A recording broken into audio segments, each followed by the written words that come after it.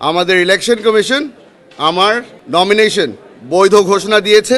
আমার বিরুদ্ধে একটি কোম্পানি আপিল করেছিল যে আমার বাবা মরহুম সালাউদ্দিন কাদের চৌধুরীর একটি ঋণ যেটা এখন পর্যন্ত পরিশোধ করা হয়নি, সেটার মধ্যে আমাকে ঋণ খেলাপি দেখানোর চেষ্টা করেছে। 29 তারিখ ডিসেম্বর মাসের যখন আমি আমার কাগজপত্র জমা দেই, তখন সিআইবি রিপোর্টে আমি ঋণ খেলাপি ছিলাম না।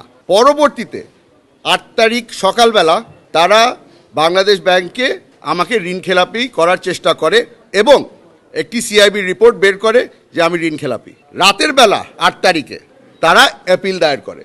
এখানে কি ষড়যন্ত্র না, এটা আমি দেশের মানুষের উপরে ছেড়ে দিচ্ছি।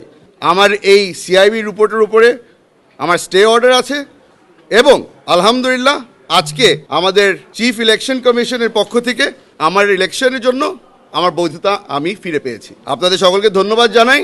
আমার আইনজীবীরা এখানে আছেন, আমার পরিবার আমার সাথে আছে, তাদেরকেও আমি ধন্যবাদ জানাচ্ছি।